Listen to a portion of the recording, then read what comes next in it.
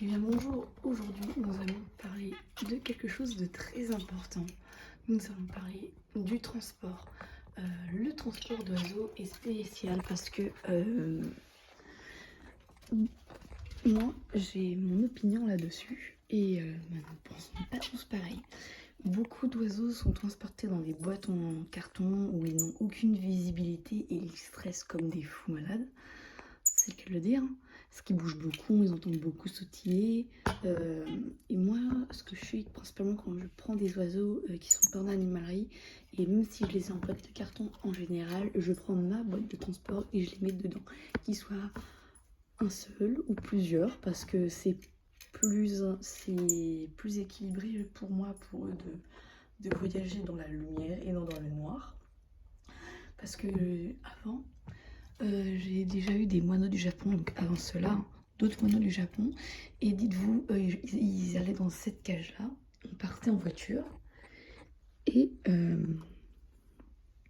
ils faisaient le trajet, excusez-moi j'ai un problème de voix, et ils faisaient le trajet dans la lumière, dans une cage, ils vivaient leur vie. Donc, souvent, donc, pour les longs trajets, des très longs trajets, genre quand vous allez voir la famille, entre guillemets, une petite cage, si vous pouvez, personne ne peut vous les garder, une petite cage comme ça et vous les embarquez tous un peu entassés, entre guillemets, ça fera l'affaire. Mais sinon, quand c'est pour de petits trajets, moi je vous conseille les petites boîtes pour lapins ou rongeurs qu'on peut avoir en animalerie, des petites boîtes de transport. Voilà, des petites boîtes de transport avec un petit fond de litière au fond. Ça fait très largement l'affaire et ils ont de la lumière, donc ils peuvent voir. Ça les stresse beaucoup moins. En tout cas, moi, tous les oiseaux que j'ai eus, ils bougeaient au départ, donc ils essayaient de s'envoler parce que, transparent. Mais après, ils ne bougeaient plus. Non, mais vraiment, je vous promets, ils ne bougeaient plus et ils attendaient. Donc, oui, effectivement, donc, le problème, c'est que en animalerie, souvent, voire c'est même certaines personnes, on les met dans des boîtes en carton parce qu'ils se disent c'est plus pratique. Il n'y a rien à faire et puis c'est un produit de vente. Et le problème c'est que ça doit être un produit de vente, vivant. Dans tous les cas, il faut en prendre soin et limiter le stress. Moi, tous mes oiseaux, ils étaient beaucoup plus calmes dans une boîte avec de la lumière. Et je vous promets, hein, même si j'ai l'impression qu'ils stressent, je vous promets, pour eux, c'est mieux. C'est comme si on mettait un humain dans une boîte fermée et qu'on faisait se déplacer. Tout le monde va stresser. Et bien dites-vous, si vous stressez dans une boîte enfermée pendant un court ou un long trajet dans une boîte, petite boîte, dites-vous ce que l'oiseau, lui, pourrait ressentir. C'est encore pire, c'est une proie. Nous sommes pas au sommet de la chaîne alimentaire, mais nous sommes quand même un prédateur d'un certain nombre d'espèces, parce que nous sommes des animaux, des mammifères.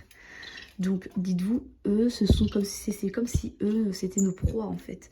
Dites-vous ce que nos proies peuvent ressentir. Faut pas oublier ça. Et beaucoup de gens disent oh l'homme, non c'est pas un animal. Désolé, mais c'est prouvé par des scientifiques que l'homme est un animal. Nos ancêtres, nous avons bien des ancêtres. L'homme n'est pas unique. Nous venions bien d'une certaine race de singes. Et du coup voilà. Donc non, déjà l'homme est bien un animal, un mammifère. Nous avons des mamelles comme tout le monde, comme chaque espèce, sauf les oiseaux parce que les oiseaux c'est une autre espèce bien plus différente. Mais en tout cas, ce qu'il faut retenir, c'est que si l'animal, si vous aimez pas être dans le noir, et en plus si vous êtes transporté vivant dans une petite boîte, dites-vous ce que eux pourraient ressentir, c'est pire, voire pire, parce qu'ils sont stressés parce qu'ils sont pris par l'homme. Vous avez vu moi comment j'ai fait paniquer quand je vais les chercher. Donc dites-vous, ils sont pris par l'homme, déplacés mis dans des pauvres boîtes en carton ridicules. Et après, c'est le stress intense. Parce que la voiture va bouger, ils verront pas ce qui se passe. Ça va être un moment de stress très très intense. Il faut se mettre à leur place et c'est très important. Donc moi, tout ce que je peux vous conseiller, c'est vraiment pour les oiseaux et pour leur bien-être, prendre une petite boîte. J'ai perdu ma boîte. Ah non. prendre une petite boîte comme ça. Même si l'animalerie ou la personne qui vous la vend ne veut pas vous la mettre dans une boîte, c'est à vous à faire le transfert avant le départ de la voiture. Moi, c'est ce que j'ai toujours fait, j'ai l'habitude d'en prendre. Après, si vous n'avez pas l'habitude d'en prendre, c'est un peu plus compliqué, je l'avoue, mais c'est faisable. Si vous êtes dans une voiture fermée, vous avez le temps de le rechoper. Tant qu'il n'y a pas de geste brusque pour encore plus se paniquer, si la voiture est bien fermée, il est possible de le rechoper en faisant très attention. Normalement, quand vous ouvrez la boîte, vous mettez la main dedans, normalement il n'a même pas le temps de penser à s'échapper. Donc là-dessus, il n'y a pas de souci. Hein. Mais voilà, parce que je vais vous montrer. Souvent, les oiseaux, un oiseau qui soit petit ou grand, un oiseau qui soit petit ou grand, parce que j'ai mis dedans avec une boîte de carton pourri là. T'es pénible toi. Donc voilà. Alors, on va comprendre. Pour vous montrer, c'est mieux. Voilà. D'où une boîte en carton. Oh, dégueulasse. Une boîte en carton, c'est comme ça. Voilà, donc dites-vous, là il y a l'ouverture. Donc si vous prenez par l'ouverture, donc dites-vous, là vous tenez la boîte, hein, elle est bien carrée, elle n'est pas détruite comme la mienne. Vous mettez bien la main, excusez-moi. Vous mettez bien la main dedans, donc vous voyez par le petit trou, la petite ouverture. Vous ouvrez en grand.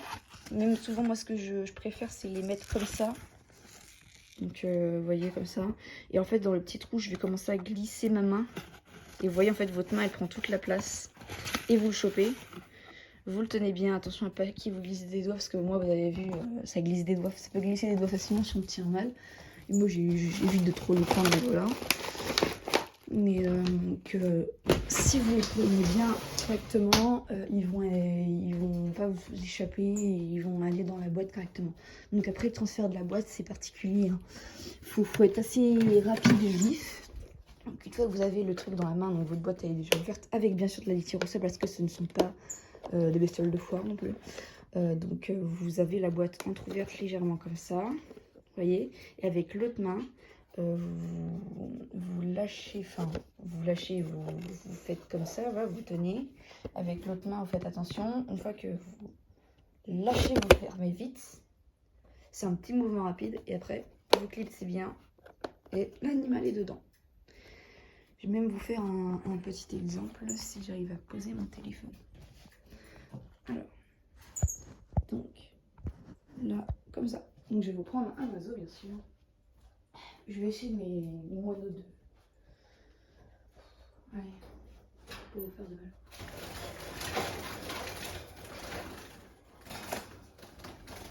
Bon, donc on va prendre mon Padajava que je suis allée chercher moi-même. Voilà. Donc, Padajava. Arrête, tu fais mal. Vous ouvrez votre boîte, faites très attention. Vous glissez. Hop là. Il n'y a pas le temps de réfléchir. Voilà. Donc voilà comment un oiseau normal va réagir une fois qu'il est dans une boîte. Tout simplement, il va regarder ce qui se passe autour. C'est tout ce qu'il va faire. C'est tout. Il va pas mal réagir. Il risque de taper un peu sur le haut pour essayer de s'envoler, mais c'est tout. Il va rester calme à la jeu. Bon, il a encore un peu peur de l'homme, donc c'est normal, il fait un peu de gauche-droite, mais sinon, vous voyez, il a le temps de réfléchir à ce qui se passe, il voit ce qui se passe. Vous voyez? Il est beaucoup plus tranquille, tandis que dans la boîte, il glisse, il tient même pas. C'est pas une vie d'animal. Et pour le relâcher, moi, ce que je fais, tout simplement, bah, je mets l'ouverture vers la cage.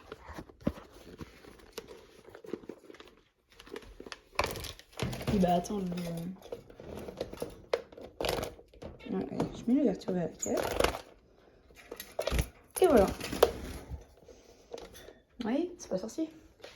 Faut juste faire un effort. Les oiseaux, c'est des êtres vivants, c'est des animaux de compagnie. C'est pas juste une bestiole qui est jolie. C'est un membre de la famille, un oiseau. Il faut s'en rendre compte aussi. C'est très important.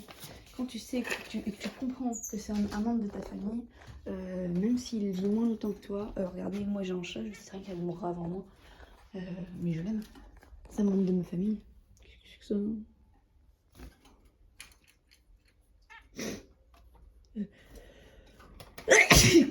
Voilà. Ouais. Donc pensez à vos oiseaux et dites-vous ce qu'eux peuvent ressentir tout simplement quand vous les enfermez, faut les comprendre. Dites-vous, pour des petits animaux, c'est hyper compliqué. Et même, vous voyez dans leur boîte, pour ceux qui ne savent pas, mais normalement dans leur boîte origine de transport, en fait c'est du bois. Et il y a un seul côté grillagé où en fait il y a un peu de lumière. Donc dites-vous, même là, ils ne voyagent pas dans le noir. Ils auraient pu laisser une boîte en bois classique, sans ouverture, et mettre juste des trous. Mais non, parce que un oiseau, c'est vivant, ça a besoin de voir ce qui se passe, même s'il n'est pas rassuré du tout pendant tout le trajet. Un oiseau aura toujours besoin tout simplement de voir, parce que c'est un être vivant comme nous. Voilà, bon, en tout cas j'espère que cette petite explication vous aura plu, et puis je vous dis à la prochaine.